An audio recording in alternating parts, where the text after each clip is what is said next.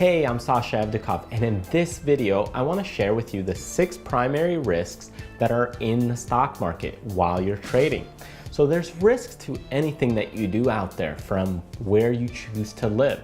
For example, if you choose to live in Florida, you might have hurricane risks, where hurricanes might come and blow your house down. Now on the flip side, if you live in California, you might have earthquake risks. But again, that doesn't stop the 38 million people that live there. So the point being is there's risks to anything you do, whether that's living in a certain location or also, in our case, trading. Now the first risk that we have is the trade risk.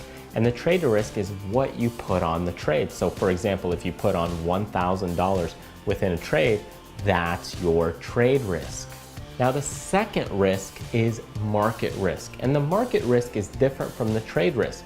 The market risk is what can happen to the market. For example, a war may break out in Greece or Spain, or you may have some catastrophic event that happens to the debt ceiling. So this is the market risk, something that happens to the global economy, possibly to your current country where you're trading. This is the market risk.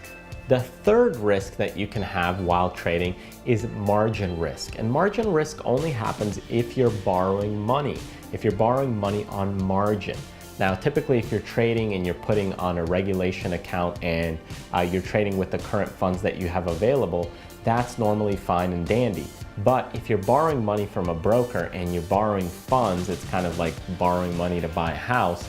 If you don't pay that money back in a certain amount of time, or you don't close out some positions, you do have this margin risk. Eventually it will catch up to you and you do have to pay that money back or close out your positions. Otherwise you will be forced to close those positions. So that is margin risk. The fourth risk that you can have in the market is liquidity risk. Now typically I don't have liquidity issues because I trade stocks that are trading very heavily in very liquid companies. Now, for example, if you're trading like Apple, the Netflix in the current time frame, you'll be fine. But if you're trading penny stocks, stocks that trade less than a couple dollars a share, you may have liquidity problems. And that's why the hedge funds and the money managers and the big institutions do not trade low dollar stocks, because they need liquidity. They need to be able to get in and out of companies quickly. And if you're not able to get out of companies quickly when you need to, the stock is illiquid, making it difficult, and you may be forced to hold on to a position. And that really sucks if you're trying to get on or get out of a stock that's tanking really quickly. Now the fifth risk that you have is overnight risk. Now if you're a day trader and you're holding that stock from the morning of the opening bell till the closing of the opening bell, you do not have overnight risk. However, if you're a long-term holder, if you're an investor, if you're a swing trader, you may have overnight risk if you hold a position overnight or for multiple days, because you don't know what's going to happen overnight. You don't know what will happen to the company, what news will come out, something overseas might happen to the company. You don't know really what's going to happen. So for example, a company that sells car products, if they have an explosion in China with their engines or something to that effect, then that could crash the stock the next day. So you do have overnight risk if you hold a position overnight. And finally, the sixth risk in the market is volatility risk. And volatility risk is the range or the magnitude that the stock is moving in. For example, larger companies that are priced at $300, $400, $500 a share, they might move up or down $7 or $10 in one single day, and it shakes people out.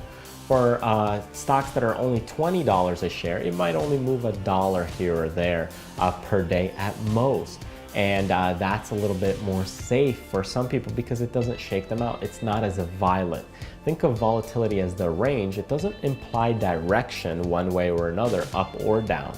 It implies the magnitude of the move, the range of the move. It could be up $10 one day, down $10 another day. Those are more volatile stocks. Stocks that are less volatile might only move 20 cents one day and 20 cents another day. Okay, so those are the 6 risks in the market. Now that you know the 6 market risks, trade accordingly. That doesn't mean you can eliminate all of the risks. You're gonna have some kind of risks, whatever trade you're doing. You'll have 1 or 2 of the risks at least, but you can avoid certain risks such as margin risk or maybe overnight risk if you choose to. Now, again, there's trade-offs with every type of thing. If you're, for example, trying to avoid margin risks and you cut it out, that's fantastic and great. You might not have margin risk.